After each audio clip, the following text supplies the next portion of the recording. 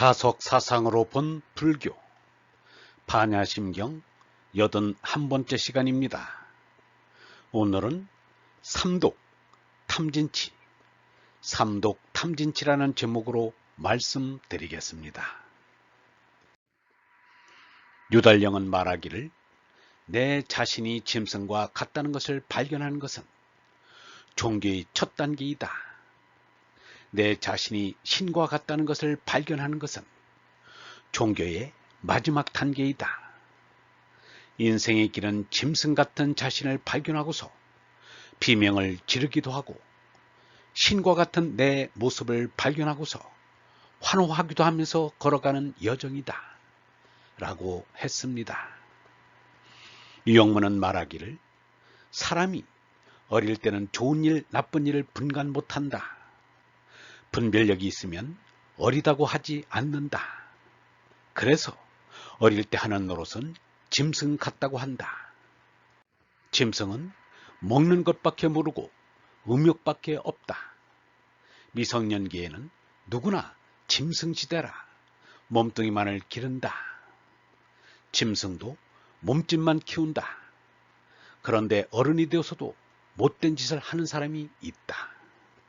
이들은 사람이 아니라 짐승 이하의 짐승이라고 할 수밖에 없다. 짐승은 오히려 못된 짓은 하지 않는다. 짐승은 얼이 없다.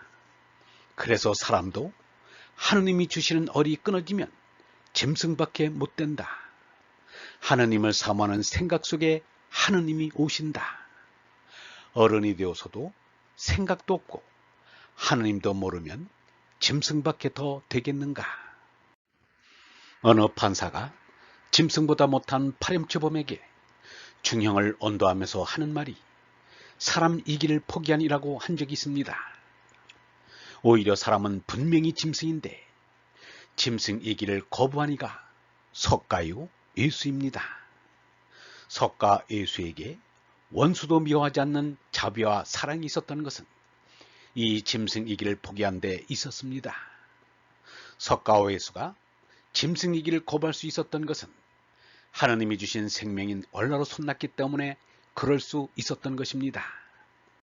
제나가 지닌 탐진치의 수성을 다스리지 않고는 인애란 있을 수 없습니다.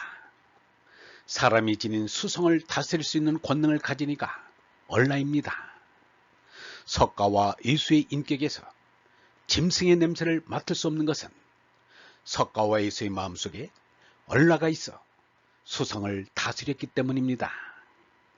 얼라는 하느님의 생명으로 하느님이 우리 마음 가운데 보내신 것입니다.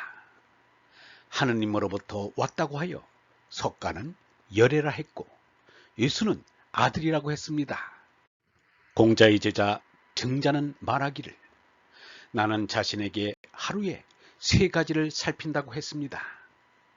그 3가지란 사람을 위하여 일함에 올곧지 못하지 않았는가? 벗과 더불어 사귀는데 미덥지 못하지는 않았는가?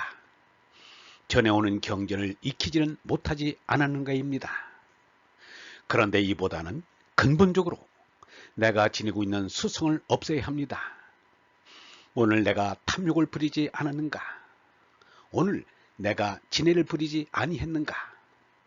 오늘 내가 치정을 부리지 아니했는가를 살펴야 합니다. 탐욕을 부려서는 안 되지만 탐욕을 부렸으면 내놓아야 합니다. 진해를 부려서는 안 되지만 진해를 부렸다면 사과를 해야 합니다. 치우를 부려서는 안 되지만 치우를 저질렀다면 뉘우쳐야 합니다. 도둑질만 탐욕이 아니라 줄 것을 안 주는 것도 탐욕입니다. 싸움질만 진해가 아니라 미워하는 것도 진해입니다. 음란만 치우가 아니라 음담도 치우입니다. 여학생들을 가두어 놓고 매음을 시켜서 치부하는 이가 있는가 하면 비싼 이잣놀이를 하여 남의 집을 빼앗는 이가 있습니다. 공직에 있으면서 엄청난 부정축제를 하는가 하면 농부가 땀 흘려 농사지어 거둔 벼가마니를 몽땅 훔쳐갑니다. 이것은 참으로 가공할 탐욕입니다. 피해자에게 모진 고문을 한 수사관이 있는가 하면 제 아내와 자식을 함부로 굿하는 가장이 있습니다.